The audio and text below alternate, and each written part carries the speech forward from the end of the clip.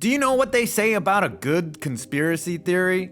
You're fucking insane? Come on, bro. We know the moon landing was filmed on a soundstage in Burbank, the earth is flat, and a time traveler was on the grassy knoll. Well, the NFL isn't immune from the truth either, bro. And oh, we're not talking about whether the ball hit the ground during the Immaculate Reception. Oh no, these are conspiracy theories that are much juicier than that. And they're all coming up right after this. Or are they? Think about it. The holidays are coming, and you know your diet is gonna be completely wrecked. You're gonna be busy running around, and you're gonna feel terrible. Doesn't have to be that way. With Factor, healthy, delicious meals are delivered right to your door with no prep and no mess. These never frozen meals are fresh and literally only take 2 minutes to heat up. My favorite thing is that these meals are filling and delicious and around 550 calories or less, so both you and me can stay lean in preparation for holiday feasting. Factor now offers 35 plus different meals per week and 45 plus add-on options like smoothies, juices, snacks, even breakfast. I love these cold pressed juices that come in a variety of flavors, and they are delicious and freaking healthy. You can also choose from breakfast items like delicious apple cinnamon pancakes, bacon and cheddar egg bites, and potato bacon and egg breakfast skillet. Yeah, the holidays aren't known for good breakfasts. So after this video, head to factor75.com or click the link below and use code 5points50 to get 50% off your first Factor box. Again, that's factor75.com from the link below and use code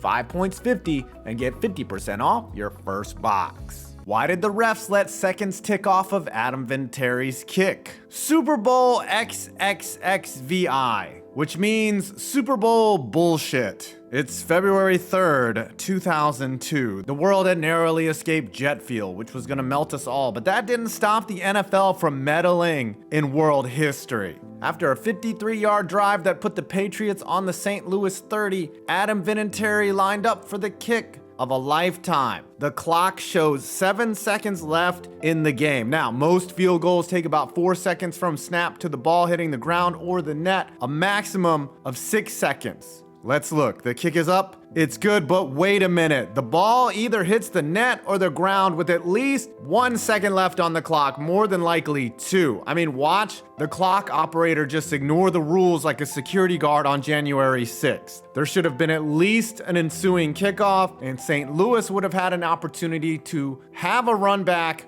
or a Hail Mary. But no. Commissioner Paul Tagliabue ordered that the game end so that he could finally get the walk-off ending that he'd been looking for, starting the 2-decade era of Patriots bias. Oh, you don't think that's true? Well, in Super Bowl 42, after the Giants wrapped up the game, they still made them snap with 1 second left on the clock. See, the shoe's on the other foot here now. The kicker ball was also never found from Super Bowl 36, presumably because it could have been discovered to have magnets in it. 28-3 was ordered by Vladimir Putin. Oh look, the Patriots are once again involved in a theory that benefits them. 28-3 actually started way back in 2005. That's right, while Robert Kraft was visiting Russia, he met Vladimir Putin. Robert Kraft was asked to show him his ring from Super Bowl 39. Putin then immediately snatched it off of Kraft's finger and didn't give it back. "I could kill someone with this ring," said Putin. That's exactly what he sounds like. Kraft, who acted surprised by the incident, allegedly wanted the ring back, but then the Bush administration intervened and ordered Kraft to stand down to avoid literal nuclear warfare. I wish I was making this up. Will not stand. This will not stand, this aggression against Kuwait. No, I do mind. The dude minds. This will not stand, you know? This aggression will not stand, man. So years passed, but Kraft knew letting the ring go would work in his favor. So when the Patriots found themselves down 25 points with a little over 8 minutes left in the third quarter of Super Bowl 51, Robert Kraft didn't panic. He got on the phone and he called Vladimir Putin. It kind of went like this. Vladimir, this is Robert Kraft. I hope you remember the ring I gifted you in 2005. I would like to call in my one favor. Say no more, white hair man. Thank you for ring I used to kill Minister of Foreign Defense. And so a few phone calls were made. Kyle Shanahan's family was briefly kidnapped. I mean, how else can you explain his play calling? Matt Ryan was placed in a shock collar that went off every time a run was needed or Julio Jones was open. And finally, Atlanta's defense's Gatorade was mixed with tranquilizers. Some say it tasted like a White Russian. Well, it was a White Russian who meddled in our greatest game. Sorry, Falcons fans. That's just the truth.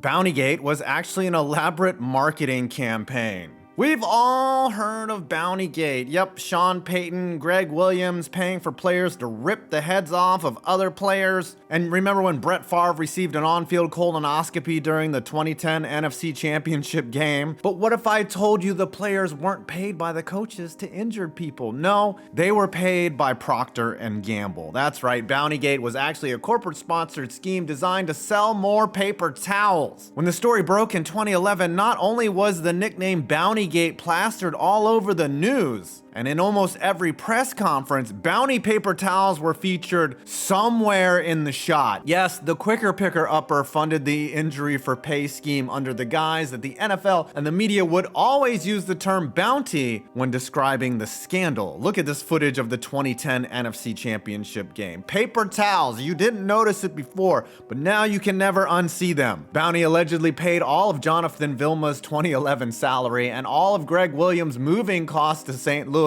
and also made Sean Payton sign an agreement that he would not make a movie about it for at least 10 years, and that if he did, that flaming pile of shit would have nothing to do with the paper towels. Thanks, Kevin James, really? Paper towel sales soared during the 2012 season and were steadily growing. P&G's toilet paper business fell off during that time, but then, 2020 happened. Who was behind that? The snow in the Detroit Lions-Eagles game was trucked in from Canada. It's week 14 of the 2013-2014 NFL season. The 7-5 Eagles are taking on the 7-5 Detroit Lions in a contest in Philadelphia with major playoff implications. The weather conditions, absolute blizzard, but not in how you think. No, this isn't snow coming from the clouds like God intended. No, it was snow trucked in from Canada. Do you think I'm joking? Look how flaky and perfect that snow is. There's literally nothing that nice that exists in Philadelphia. Yes, for the whole game, machines blew snow onto the field. Why? Because the league hates the Lions, didn't want to see them in the playoffs. They knew that a prime Matthew Stafford along with Megatron under normal conditions would have torched Chip Kelly's Eagles. So they trucked in a blizzard from Canada. I'm trying to say this all with a straight face. Look at the footage. I mean, the NFL isn't even trying to pretend like this game was real. The Eagles would end up making the playoffs that year, and the Lions did not. Need I say more? Conspiracy confirmed. And now for our final